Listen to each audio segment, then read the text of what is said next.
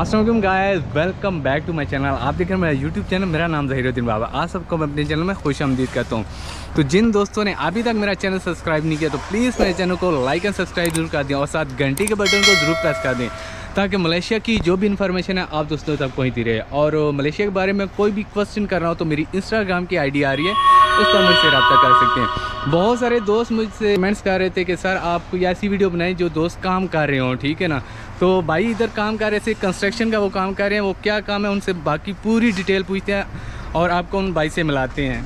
अस्सलाम वालेकुम भाईजान। जी वालेकुम अस्सलाम भाईजान, क्या हाल है? ठीक है अल्हम्दुलिल्लाह जनाब। भाई, आपका नाम पहले बताएं क्या है? तसव्वुर हुसैन। तसव्वुर हुसैन। जी भाई। आप कहाँ से हैं? मैं पाकिस्तान कहाँ से? पाकिस्तान सरगोदा से। पाकिस्तान सरगोदा से हैं। हाँ जी।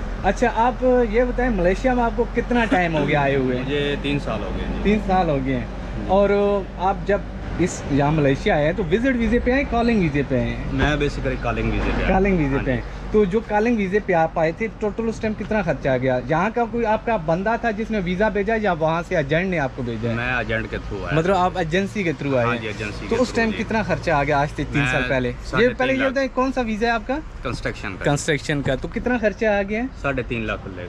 3.5 लाख उस हाँ जी, टाइम? उस टाइम तो 3 साल पहले जी। आज आपको पता है कितना रेट है इसका?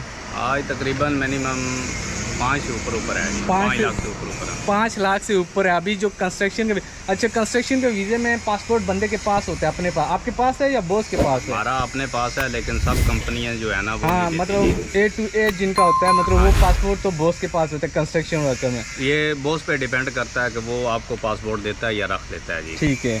अगर बॉस पासपोर्ट आपको दे तो वो कुछ खर्चा पैसा भी लेता है या ऐसे ही दे देता है? ये नहीं, वो थोड़ी मालूमात बता दें। मालूमात यही है कि जी बॉस पासपोर्ट तो देता है लेकिन वीज़ा फिर बॉस से रिन्यू कराना पड़ता है जी। ठीक है। अगर वो रिलीज़ पेपर दे तो फिर तो बेस्ट है जी। रिलीज पेपर क्या होता है? ये थोड़ा रिलीज़ पेपर ये होता है कि जी आपको वो इजाज़तनामा देता है कि आप है, कहीं कहीं भी भी काम कर अपने मर्जी से काम कर सकते ठीक हो गया, सही ठीक है ना सही जी। अगर रिलीज़ पेपर नहीं है तो आपको कहीं से भी कोई भी मुश्किल आ सकती है। मतलब किसी टाइम मुश्किल है। हाँ अगर आप बाहर काम कर रहे हैं जैसे आज़ाद, अगर आप पकड़े जाते हैं तो क्या कभी मैंने ऐसे भी देखे हैं कि कुछ लोग पकड़े जाते हैं, उनके एजेंट पीछे पहुंच जाते हैं या हाँ बॉस जी। पहुंच जाते हैं, क्या ये वाकई ऐसा होता है यहाँ? ये भी बिल्कुल थोड़ा होता सा है जी, दोस्तों- ये कन्फर्म होता है जी। अगर आप पकड़े जाते हो, आपके डॉक्यूमेंट मुकम्मल नहीं है जी जी। तो आपको वो पुलिस वाले जब पकड़ लेते हैं तो फिर वो बॉस की रिक्वायरमेंट करते हैं कि बॉस ही आएगा तो वो वो छड़ाएगा। हाँ जी।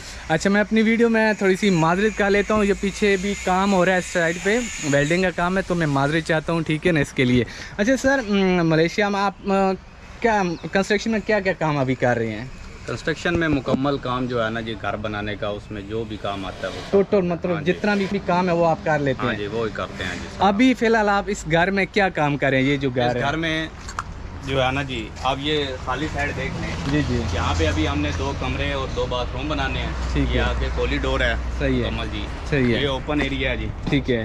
ठीक है। अच्छा, ये एक रूम बना रहे हैं। ये वाला? हाँ जी, ठीक इधर है। में 3 बाथरूम बनने हैं जी। सही है, ठीक है जी। ठीक है। उसके बाद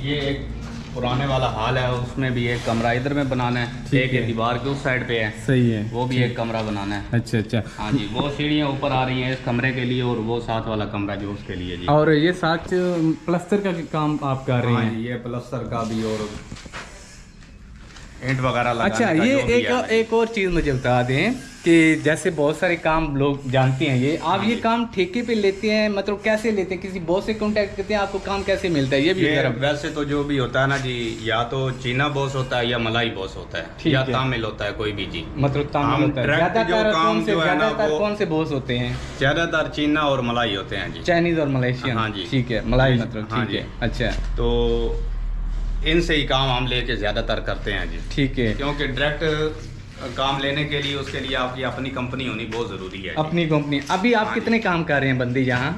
अभी हम 4 आदमी काम कर रहे 4 हैं। आदमी। तकरीबन ये कितने दिन तक खत्म हो जाएगा आपका अंदाजा? ये तो बहुत लंबा काम है। ये नीचे भी इसका काम अभी टाइल भी बाकी है। लगानी है इसकी? इसका मुकम्मल ये करना है। मुकम्मल खत्म हाँ तो जी, करना है। ये सही रंग है। भी करना है, इसका टाइल भी लगानी है। सही है, ठीक। मुकम्मल ये काम इसका। और आप अभी ये बता दें, आप कारीगर हैं या लेबर हैं? नहीं, मैं तो कारीगर हूँ। कारीगर हैं। अल्हम्दुलिल्लाह। आपके नीचे वर्कर जो लेबर है वो कितने हैं? हाँ जी, बंदे? वो मेरे साथ 2 आदमी काम। 2 आदमी हाँ हैं। जी। आपकी तनख्वाह कितनी है अभी? आपको एक दिन का कितना मिल रहा है? आप ठेका लेते हैं या आप बेसिक काम कर रहे हैं? बेसिकली ज़्यादातर तो हम जो है ना जी, जो भी काम मिल जाए, कोशिश ये होती है कि काम मिलना चाहिए जी। सही है, ठीक है ना। ठेके पे मिल जाए तो भी, अगर दिहाड़ी पे मिले तो कोशिश यही करते हैं कि प्रदेश है ना जी, हाँ बस दिहाड़ी जो है ना वो खराब नहीं होनी चाहिए। हाँ जी, ज़ाया नहीं होनी चाहिए। ठीक है। तो अभी आपकी दिहाड़ी मतलब कितनी लग जाती है? कितनी? अच्छा, इसमें ओवर टाइम भी लगाते हैं या सिर्फ बेसिक का काम? नहीं, हम तो ज़्यादातर बेसिक ही काम करते हैं जी। ओवर टाइम पे इतना इस काम में फिर बंदा वो जो है। अच्छा, ओवर टाइम लगाना मुश्किल। अच्छा, एक और मैं बात बता दूं, लेकिन पहले किसी और कंट्री में भी गए हैं आप? मैं पहले सऊदी अरब में रहा। सऊदी अरब में भी? वहाँ यही काम किया है? यही काम किया है जी। और अभी आप मलेशिया में, दोनों में थोड़ा फ़र्क बता दें, सऊदी अरब में और मलेशिया में काम कहाँ अच्छा है? सऊदी अरब में सही है या मलेशिया में सही है? कोई ज़्यादा डिफरेंट नहीं है। अच्छा, तो मतलब लेकिन बस थोड़ा तरीका मलेशिया में अच्छा, मौसम के लिहाज से ये कंस्ट्रक्शन का काम कैसा है? और सऊदीया में तो आपको पता है, बहुत सारे दोस्तों को पता है, वहाँ गर्मी बहुत होती है। और यहाँ का मौसम जैसे आपको मैं दिखा देता हूँ, यहाँ का बारिश, अभी भी बारिश बना हुआ है, सही है ना?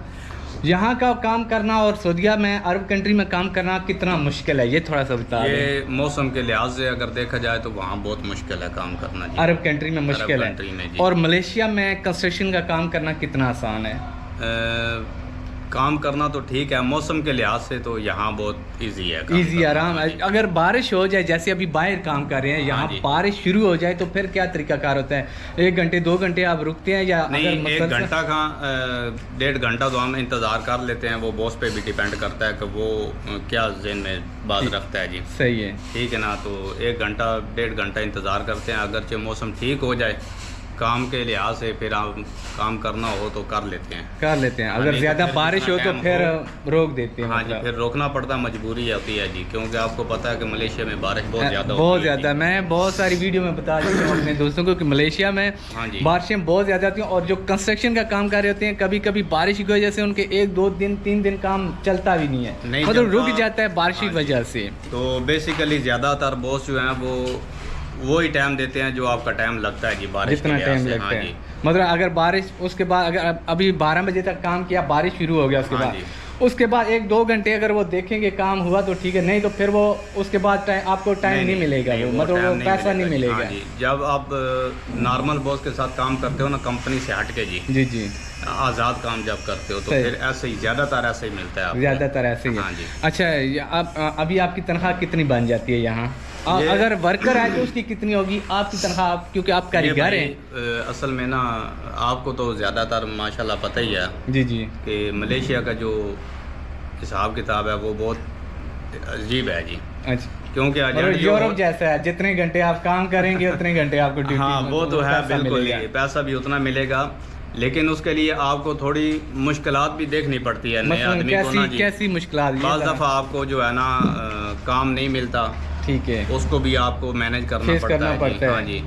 तो क्योंकि जब आदमी नया आता है उसके में आपको बहुत ज़्यादा मुश्किलात देखनी पड़ती हैं। ऐसा ही है, बिल्कुल। तकरीबन कोई भी आदमी अगर नया आए ना तो उसके जहन में ये बात होनी चाहिए कि यार हो सकता है हमें 1 साल तक मुश्किलात देखनी पड़ जाए, मतलब काम की वजह से कहीं यहाँ थोड़ा सा काम हो, फिर कहीं क्योंकि एजेंट अगर आपको सही मिल गया तो फिर तो आप, मतलब जिसके साथ आगे आप काम कर रहे हैं, नहीं, जो आपको एजेंट यहाँ पे बुलाता है ना जी। पाकिस्तान में एक एजेंट यहाँ पे होता है जी। ठीक है ना जी। वो जो एजेंट यहाँ वाला है, अगर वो आदमी सही है तो फिर आपको ज्यादा मुश्किलात नहीं देखनी, मतलब आपको काम मिलता रहेगा और आपकी तनख्वाह भी मिलती रहेगी। मिनिमम तकरीबन जो है ना वो पाकिस्तान बहुत, अगर फैक्ट्री हिसाब से भी अगर आप देख लेना तो तकरीबन 60-70 हज़ार आदमी बना ही लेता है जी। 60-70 हज़ार? हाँ जी, मतलब फैक्ट्री लेवल पे। अच्छा, फैक्ट्रियों में जो काम कर रहे हैं उनकी 60-70 हज़ार नॉर्मल बेसिक में ओवर टाइम छोड़ के बना लेते हैं, ये सही बात है।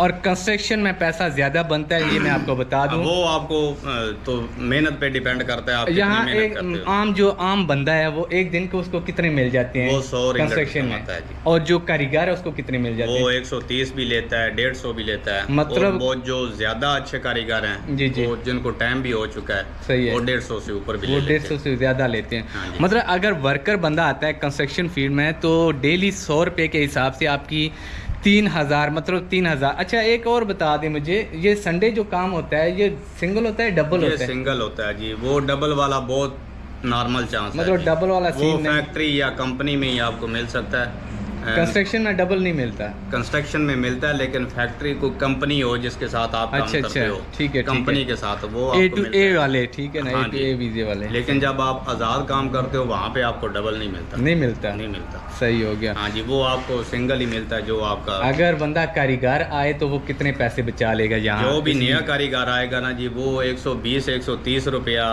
छोड़ेगा नहीं, मतलब हाँ जी। लेकिन ये ज़हन में होना चाहिए कि भाई काम करने के लिए आए हैं, ये नहीं कि रूम पे रहें और कहें कि यार हमें 130 मिल जाए, ये काम नहीं। जिसने मतलब अपने घर पाकिस्तान में मजदूरी किया वो कामयाब है मलेशिया, वो कामयाब है। क्योंकि जब भी आप प्रदेश में आते हो ना, तो आपको जहन में ये बात होनी चाहिए कि यार हम काम के लिए आए हैं तो हमने काम करना है। सही है। अच्छा, ये आपका रूम अपना यहीं आप रहते हैं या कहीं आपने सेपरेट रूम लिया हुआ है? नहीं, हमने तो अपना रूम लिया हुआ है जी। यहाँ से कितने दूर होगा? यहाँ से तकरीबन है 10-15 किलोमीटर। तो फिर आप आते जाते कैसे हैं? हम मोटरसाइकिल पे आते जाते हैं। और वो रूम का किराया आपका कितना होगा तकरीबन? वो हम देते हैं जी 550 रिंगे। 550 रिंगे। और खाने पीने का कितना खर्चा आपका आ जाता है? तकरीबन नॉर्मल आजकल के हिसाब से तकरीबन 400 रुपया जो है ना, वो 400 रुपया आ जाता है खाने। ये जो मेस का हिसाब होता है ना, उसमें तकरीबन 400। और अपना हो तो वही ना, वो जो अपनी मेस रूम में जो 3-4 आदमी जो है ना मिल के मैनेज करते हैं ना, वो उसका जो ठीक है। लेकिन इसमें आपके जो प्लस होते हैं ना, वो जब आप बाहर काम करते हो, पानी वगैरह पीना या दिन का मतलब दिन का खाना बाहर ही है आपका? हाँ जी, बाहर ही होता है। वो भी आपने खुद अपने खर्च से? वो तकरीबन 500-600 रुपया वो भी आपका खर्चा है जी। सही है। अच्छा, अगर कोई मलेशिया में विजिट वीज़े पे आ रहा है तो वो ये काम कर सकता है या नहीं? बेसिकली तो नहीं कर सकता जी, अगर मलेशियन लॉ के मुताबिक देखें। हाँ जी, लॉ के मुताबिक तो देखे तो नहीं कर सकता, लेकिन दुनिया कर रही है, मिल जाता है काम, मिल जाता है। हाँ जी, ठीक है। लेकिन उसके लिए आपको वही बात फिर आ जाती है कि आपके जहन में उसके लिए तो बिल्कुल ये बेसिक बात है कि आप मुश्किलात के में हर वक्त रहेंगे। क्यों, वो सेफ है कि नहीं? इसका नहीं, सेफ नहीं है ना जी। हाँ, वो कैसे? आपको रोड पे आते जाते भी कहीं ना कहीं पुलिस वाले मिल जाते हैं, वो जब आपसे वीज़ा चेक करते हैं, आपके पास वीज़ा नहीं है, सही है, ठीक है, फिर आपका वो 2 महीने का या 3 महीने का विजिट होता है, वो जब एक्सपायर हो जाता है, सही है, तो फिर आप क्या कर सकते हो, अनलीगल ही है ना। ये तो बात सही है। फिर आपको ज़हनी सुकून बिल्कुल नहीं है। सही है। तो यार जो विजिट वीज़े पे आ रहे हैं ना, वो इस बात का ख़ास ध्यान रखें, सही है ना। तो सर, अगर जो पाकिस्तान से लोग आ रहे हैं उनके लिए आप क्या मैसेज देना चाहते हैं? मैसेज भाई हम तो यही देना चाहेंगे कि बहुत अच्छी बात है, अगर कोई आना चाहता है, अल्लाह पाक उनके नसीब अच्छे करे, वो आएँ और अपना दिल लगा के काम करें। सही है, सही है। हमारा यही है कि यहाँ पे आके ना वो माहौल को देख के माहौल में ना यूरोप वाला माहौल है यहाँ, एडजस्ट माहौल में एडजस्ट ना हो जाए। सही है। अपनी मजदूरी के लिए आते हैं तो मजदूरी पे ध्यान दें बस। सही है, सही है। बहुत शुक्रिया सर, बहुत शुक्रिया। अच्छा, बहुत सारे दोस्त मुझे ऐसे मैसेज कर रहे होते हैं, कमेंट्स कर रहे होते हैं, सर आप वीडियो ऐसी बनाएं जहाँ लोग काम कर रहे हों। तो यार मैं अभी यहाँ आया हुआ था और ये लोग इधर काम कर रहे थे, क्योंकि मैं खुद काम कर रहा था, ब्रेक टाइम था, तो मैंने कहा चलो जाके आप दोस्तों के लिए एक वीडियो बना लेता हूँ। तो उम्मीद करूँगा ये वीडियो आप दोस्तों को पसंद आई होगी। अगर आप मेरे चैनल पे नए हैं तो प्लीज़ मेरे चैनल को लाइक एंड सब्सक्राइब जरूर कर दें और साथ घंटी के बटन को ज़रूर प्रेस कर दें, ताकि मलेशिया की जो भी इन्फॉर्मेशन है आप दोस्तों को मिलती रहे। मिलते हैं एक नए दिन नए व्लॉग से। अपना बहुत सारा ख्याल रखें, दुआ में याद रखें। अल्लाह हाफिज़।